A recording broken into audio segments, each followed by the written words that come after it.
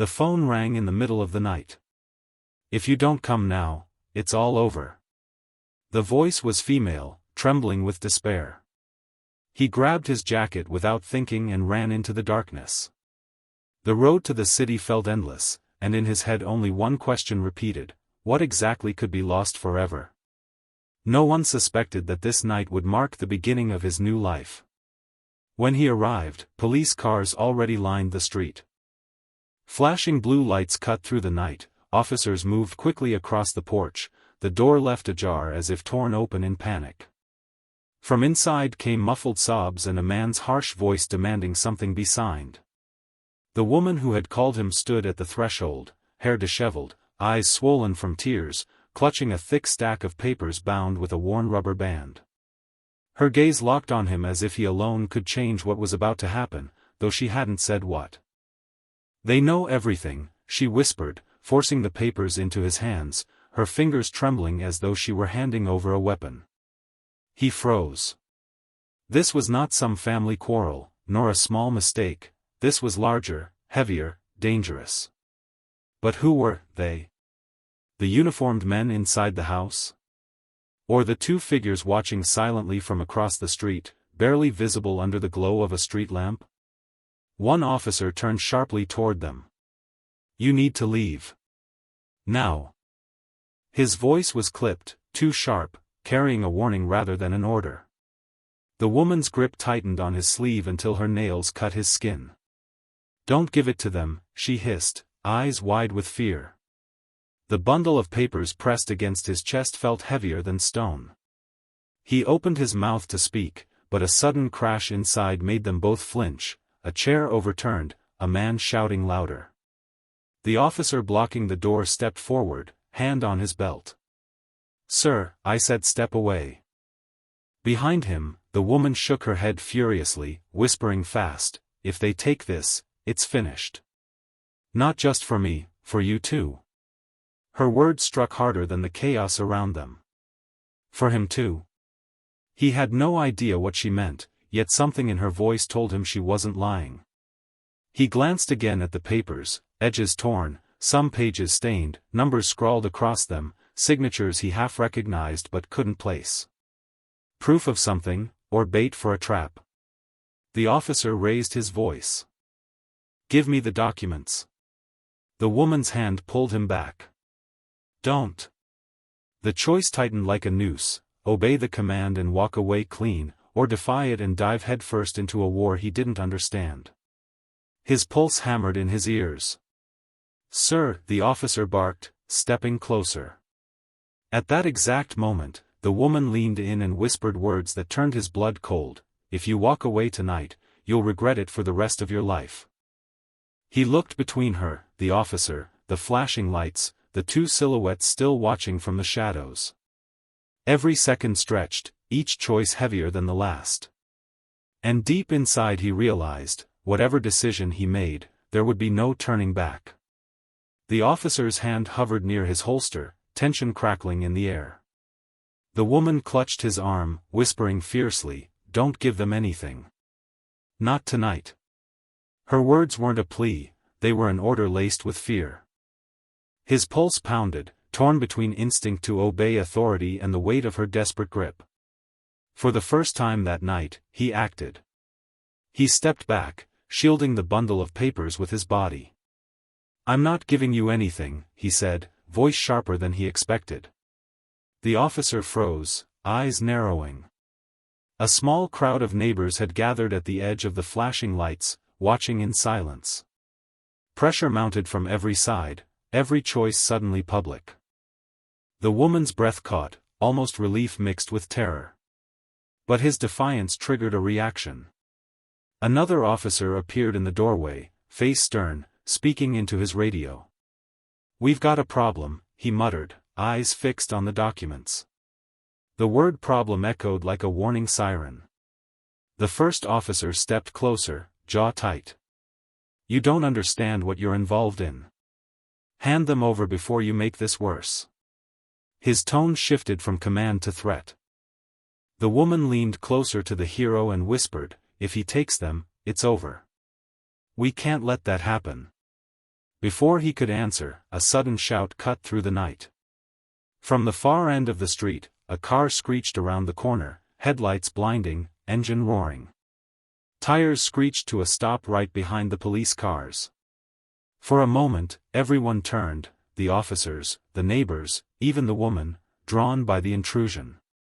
Two men stepped out. Not in uniform, not neighbors. Suits too sharp for this neighborhood, movements too precise. They didn't speak, but their presence alone shifted the balance. The officer stiffened, lips pressing into a hard line, as if he'd expected them but not this soon. The woman's grip on his arm tightened until it hurt. "It's them," she whispered, almost choking on the words. He didn't know who "them" was, but he didn't need details, the reaction on her face was enough. One of the suited men scanned the scene, eyes cold, then pointed directly at the hero. "He has it." His voice was calm, but the command in it was unmistakable. The officer hesitated, caught between protocol and something heavier. The crowd held its breath. The woman trembled against him, whispering frantically, "Choose. Now. Do we run, or do we fight?"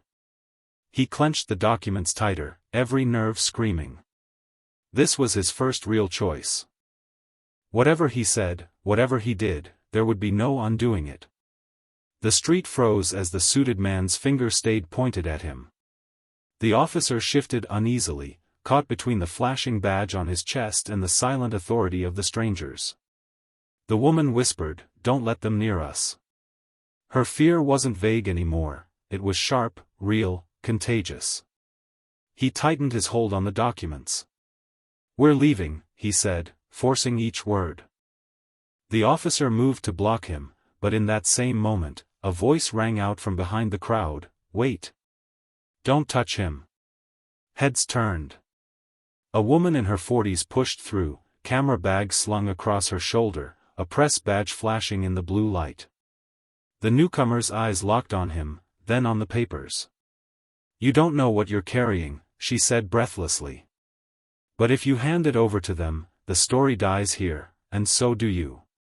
Her arrival threw the scene off balance. The suited men frowned, stepping forward. The officer barked, "Stay out of this, ma'am." But she ignored him. "They've been burying this for years," she said, voice rising. "That's why the police are here, why those men came. He's the first one who slipped through." Murmurs rippled through the neighbors, suddenly the quiet spectators felt part of something bigger, heavier. The hero's throat tightened. He wanted answers, but there was no time. One suited man reached into his coat. The officer barked, "Not here," too late, tension exploded. The journalist shoved a small flash drive into his free hand. "If you survive tonight, you'll need this." His choices stacked higher: protect the woman who had called him, trust the stranger with the camera, or face the men who clearly weren't leaving without blood. His voice shook but stayed firm, "We move. Now." He pulled the caller toward the shadows of an alley, pushing past startled neighbors. The suited men cursed and lunged after him. The journalist followed, clutching her camera like a shield. Sirens wailed farther off, "Back up, or another trap." Boots slammed the pavement behind them. The woman whispered between gasps, "If they catch us, the papers don't matter. They'll erase everything." His lungs burned as he sprinted through the narrow alley, documents in one hand, the flash drive clenched in the other. At the far end, headlights snapped on, another car blocking the way. Doors opened. More figures stepped out. He skidded to a halt, chest heaving, trapped between pursuers behind and a new wall ahead. The woman clung to his arm, the journalist raised her camera, and he realized he had seconds to choose. And then one of the new arrivals called out his name. Not hers. His.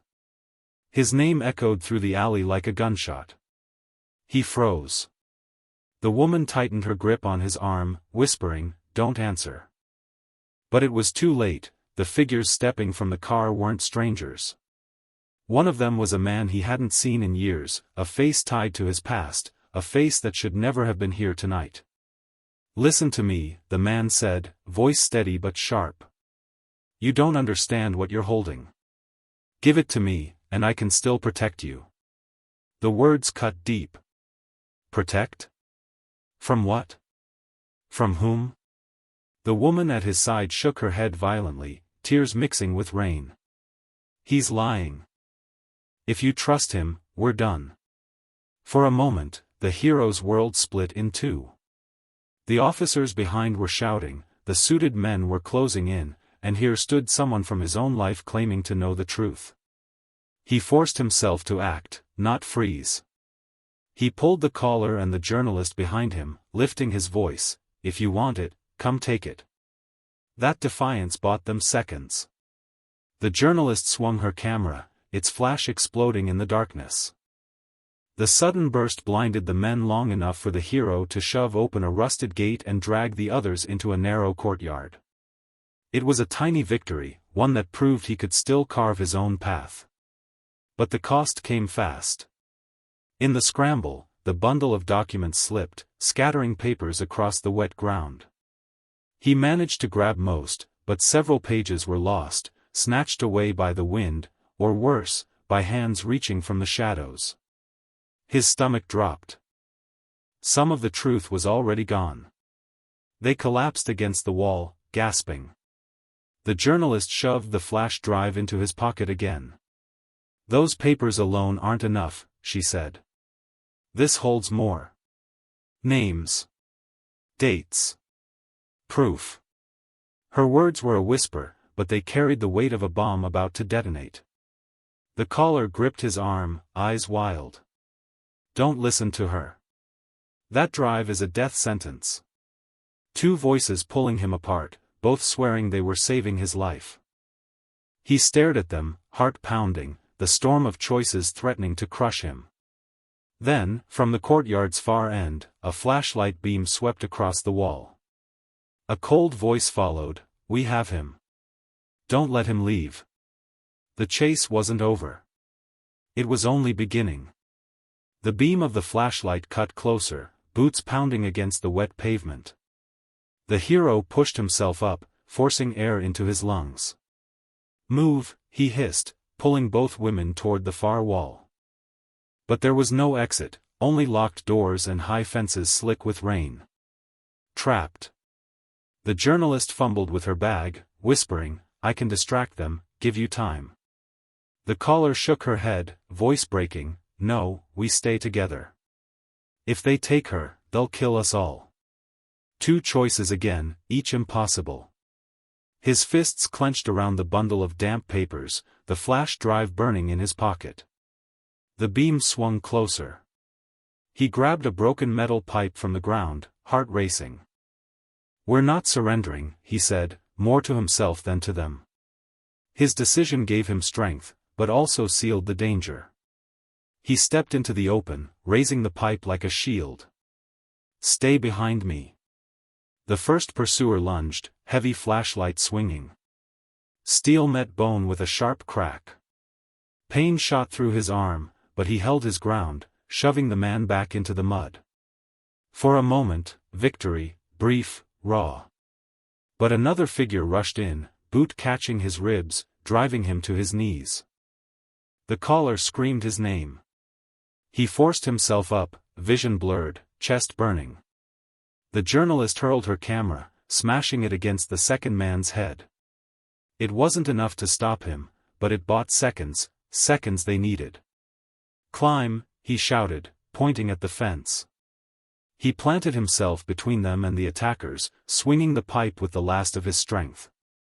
His arms trembled, his body screamed, but the thought of them being dragged away kept him standing. The women scrambled upward, slipping on the wet iron, but pulling themselves higher. He swung once more, teeth gritted, and felt the pipe ripped from his hands. A blow struck his back, forcing him down into the mud. The world spun. He heard the caller sobbing, the journalist shouting, but couldn't lift himself. Then, an engine roared nearby. Headlights flared from beyond the fence. A van skidded to a stop, doors slamming open. Voices shouted, urgent, commanding. Not police. Not the suited men. Another force. As he struggled to his knees, vision swimming, one thought cut through the chaos: how many sides are hunting us? The van's headlights blinded him, his body shaking in the mud. Rough hands grabbed his arms, yanking him up. He braced for another beating, but instead a voice snapped, "Get him inside, now." He was shoved toward the van, the caller and the journalist already dragged in. The pursuers cursed on the other side of the fence, but the doors slammed shut, and the engine roared. Inside the van, shadows swayed with every turn. The hero collapsed against the wall, lungs burning. The caller clutched his sleeve, whispering through tears, "Why did they come for you? It was me they wanted." Her words stabbed deeper than the bruises, because she was right. He hadn't been the target, not at first. The journalist sat across from him, her face pale, but her eyes sharp. She pulled the flash drive from his pocket with shaking fingers. "This is bigger than those papers. If you want to understand, you need to see what's on it." She raised it like it carried the weight of a verdict. For a heartbeat, it seemed the moment of truth had arrived. He leaned forward, every nerve desperate for answers. But the driver barked over his shoulder, "No. Not here.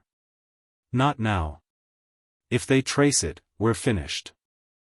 The drive disappeared back into her hand, the chance of clarity ripped away. Frustration boiled in his chest. "You said names, dates, proof." "Proof of what?" he demanded. The journalist met his eyes, voice trembling but steady. "Proof that the people hunting us aren't just criminals, they sit in offices higher than you can imagine." The words hit like a blow, half explanation, half nightmare. His head spun. Too many pieces, none fitting together. Pain throbbed in his ribs, his arms weak from the fight. He wanted to drop everything, to let go, but the caller's hand pressed against his, steady and pleading. "Don't let her pull you in. If you see what's on that drive, you'll never get out." The van lurched violently. Tires screeched. A sharp crack echoed, gunfire. Bullets slammed into the metal walls, sparks flying. The driver cursed, swerving. "They've found us." The hero forced himself upright, every muscle screaming. He had no weapon, no strength left, only the drive and the papers. He looked at both women, one urging him to trust the truth, the other begging him to bury it forever. The next bullet punched through the side panel, inches from his head. And in that deafening moment he knew, whatever choice he made next would decide not just their survival, but what story the world would ever hear. Bullets hammered the van, glass shattering. The driver swerved hard, but the road was blocked ahead, two black SUVs angled across the lane. "Hold on," he shouted, spinning the wheel. The van crashed into a ditch, metal screeching, bodies thrown sideways. Pain shot through the hero's ribs as he slammed against the wall. The doors burst open before he could breathe. Armed men dragged him out into the mud, forcing him to his knees. The caller screamed, fighting until one of them struck her down. The journalist clutched the flash drive to her chest, only to have it ripped from her fingers. The suited man from before stepped forward, brushing dirt from his coat. His cold eyes met the hero's. "I warned you. Step aside and live. You didn't listen." He raised the flash drive for all to see, a cruel smile cutting across his face. Betrayal hit harder than the blows. The driver of the van, who had seemed like a rescuer, was standing with them now, calm, unbound. "Orders are orders," he muttered, avoiding the hero's eyes. The truth crashed down, they had never escaped, only been delivered. The hero's strength gave way. His arms buckled, face pressed into the mud, rain washing over him. For the first time that night, he felt not like a fighter but a pawn, dragged, beaten, deceived. His chest heaved with rage and despair. Around him, the caller wept silently, the journalist shaking as her camera was smashed under a boot. And yet, in the chaos, hope flickered. As the suited man pocketed the flash drive, the hero glimpsed a single page from the scattered documents lying near the ditch. A name. Familiar. Powerful. Half hidden in the mud, it hadn't been taken yet. His heart clenched. If he could hold on to even that fragment, the truth wasn't gone. Not yet. Take them all, the suited man ordered. They'll learn what silence means. Rough hands dragged the hero toward the waiting SUV. He fought weakly, bloodied and broken, but the paper was still within reach. Then headlights cut through the storm again, another vehicle racing toward them at full speed. The suited man cursed, signaling his men to move. The hero's bruised face lifted, hope and dread colliding. Who was coming now, rescue, or another enemy? The approaching headlights blinded everyone. The SUVs screeched as men scrambled to pull the captives inside. But before they could move, the new vehicle slammed across the road, blocking the path. Doors flew open, figures in plain clothes, but their voices carried authority. Federal unit. Drop your weapons. Chaos erupted. Shots cracked in the night, men shouting, engines roaring. The hero was shoved against the ground, someone's knee crushing his back. Through the mud and noise he saw the caller dragged toward the SUVs, her cries lost in the storm. The journalist crawled toward the ditch, desperate to grab the scattered papers, only to be kicked aside. He knew then, this was his moment. He could stay pinned, or he could fight for what little was left. Pain burning through his ribs, he twisted, biting down on the hand that held him. The man cursed, loosening his grip. The hero lunged, fingers clawing at the muddy ground until he felt the edge of the paper he'd seen earlier. He stuffed it inside his jacket before another blow struck his head. Gunfire flashed across the road. The suited men retreated toward their SUVs, firing as they went. The newcomers returned fire, one of them shouting, "Secure the assets." That word chilled him. It wasn't rescue, it was possession. To them, he was no different from the papers or the drive. The hero staggered to his feet, blood blurring his vision. One agent grabbed his arm. "You're coming with us." But he wrenched free, gasping, "Not until I know what's in these papers." The agent's eyes flickered with recognition, too much recognition. "You're not supposed to have seen that name yet." The words tore through him. That single page in his jacket wasn't random. It was deliberate. Someone had wanted him to see it. His chest tightened with the weight of an answer half revealed, half hidden. The caller's scream split the night. He spun. One of the suited men had her in a chokehold, dragging her into the last SUV. Her eyes locked with his, raw desperation cutting through the chaos.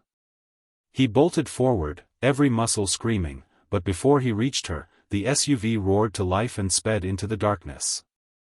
And in the silence that followed, the paper in his jacket seemed to burn against his chest. The name on it wasn't just anyone's. It was someone he thought he could trust. The night was chaos in fragments, sirens fading, smoke curling from bullet holes, agents shouting orders that no one followed. The hero stumbled into the ditch, clutching his ribs, jacket heavy with mud and blood. The page inside felt like a live ember against his skin. But the caller was gone, taken into the black of the SUV, and the flash drive too. The journalist crawled to him, face streaked with dirt and tears. "We lost her," she rasped, voice breaking. He wanted to scream, but no sound came. Instead he pulled the page from his jacket and thrust it at her. Her eyes scanned the name, widening with horror.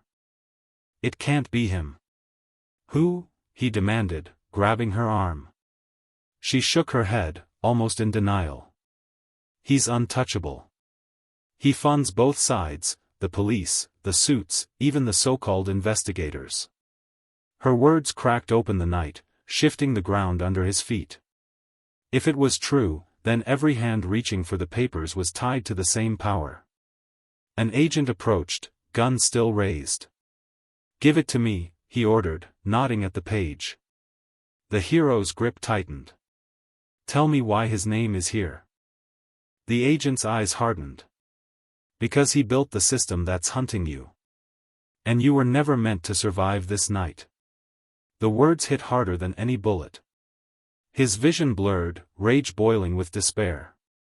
Almost everything was gone: the collar, the documents, the drive. He had one name, one scrap, and nothing else. But even in ruin, a flicker of defiance remained. He tore the page in half, shoving one piece into the journalist's hand. "If they kill me, you run. Don't let this vanish." The agent lunged, grabbing at the paper. The hero swung his fist, raw and desperate, staggering both of them into the mud. Shouts rose, guns lifted, confusion exploding around them. Then headlights cut across the scene again, another vehicle, sleek, black, moving fast. The suited men had returned. Only this time, they weren't aiming for him. They were aiming at the agents. Gunfire tore the night apart as the suited men clashed with the agents. The hero dropped flat in the mud, pulling the journalist down with him. Sparks lit the road, bodies fell, but amid the chaos, one truth rang clear: both sides were fighting for the same thing, and neither cared if he lived. The journalist shouted over the storm of bullets. "We can still finish this. The page, the names, it's enough to expose him if we get it out." Her eyes burned with defiance, but fear too. The hero clenched his fist around the torn half he still held. "Not unless we find her," he growled, thinking of the collar dragged away. As if summoned by his words, a scream cut through the noise. At the far end of the road, the SUV that had taken her had been hit in the crossfire. Smoke poured from its hood, doors flung open. And there she was, stumbling out, bruised, but alive. He surged to his feet, every muscle screaming, and ran. Bullets whistled past, mud splashing under his boots. He reached her, pulling her into his arms. She clutched his jacket, whispering through tears, "Don't let them take it again. End this." The journalist pressed the flash drive back into his palm. She had stolen it back in the chaos. His chest tightened. He now had the last page, the drive, and the woman alive. For the first time, the pieces were in his hands.